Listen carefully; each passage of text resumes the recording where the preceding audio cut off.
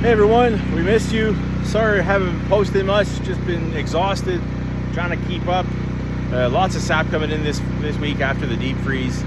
1,600 US gallons of raw sap yesterday. Do that times 3.89, that's your liters.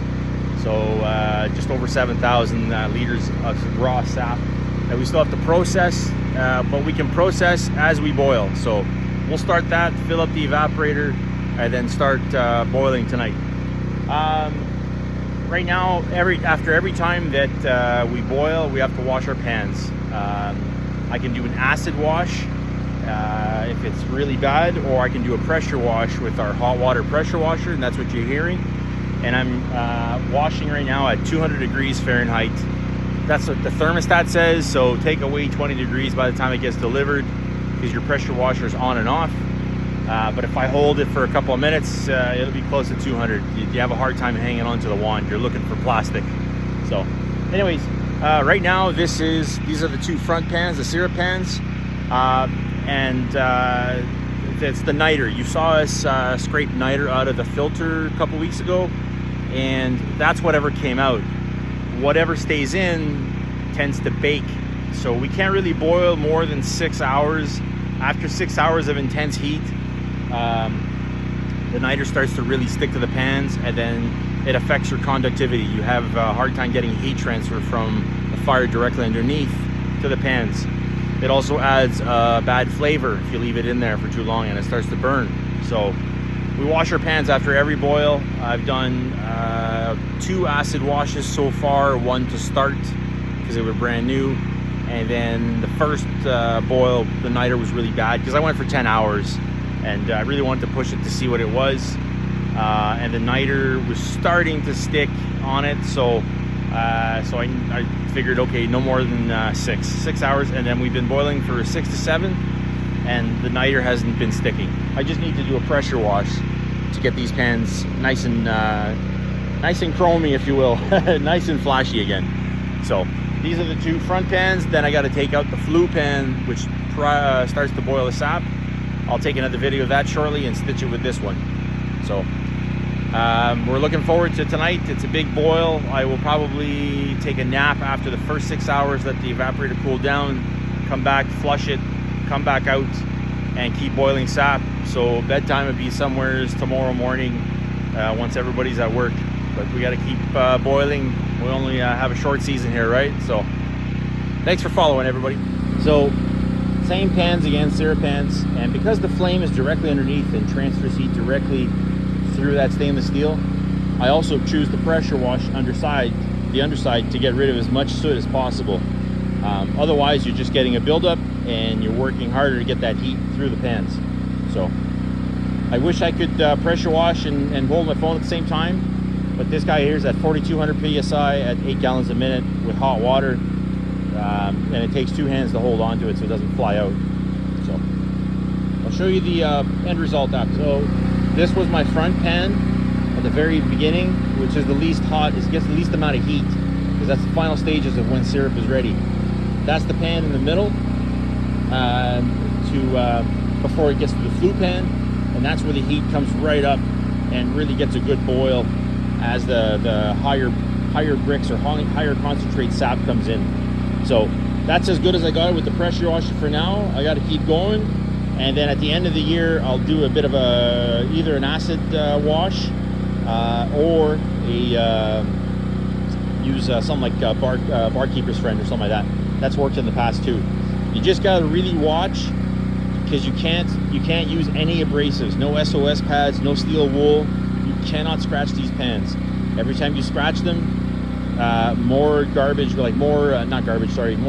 and niter on the inside get caught, and then gives you an off flavor, and on the outside you start building soot, and therefore either you create hot spots or low spots through your entire system. So it's a tedious process, but it's you're making food and you got to do it, unfortunately.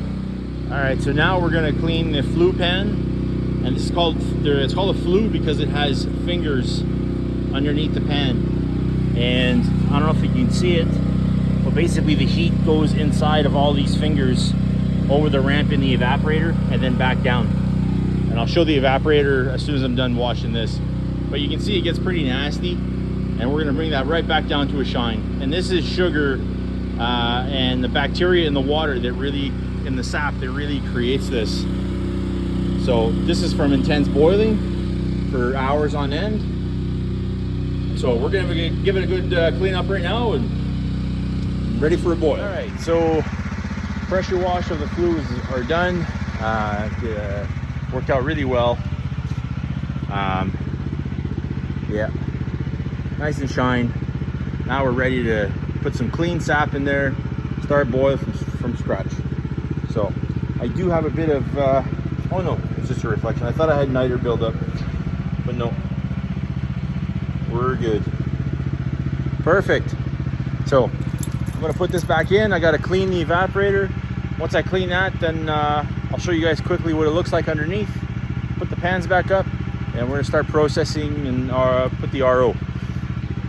Put the RO, sorry, processing sap through the RO, and then start the boil. Sorry, getting excited. This is a good time for me. So, all right. So this is an evaporator, and this is the arch part of it.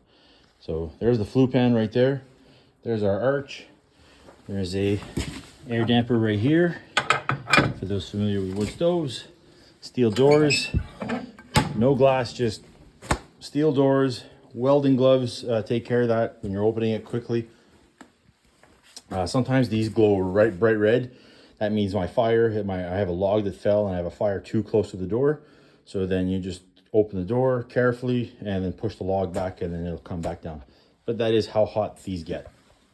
So I'll see if I can get a better idea here. So the firebox right here, so this is about 30 inches. And then your heat is forced up. And then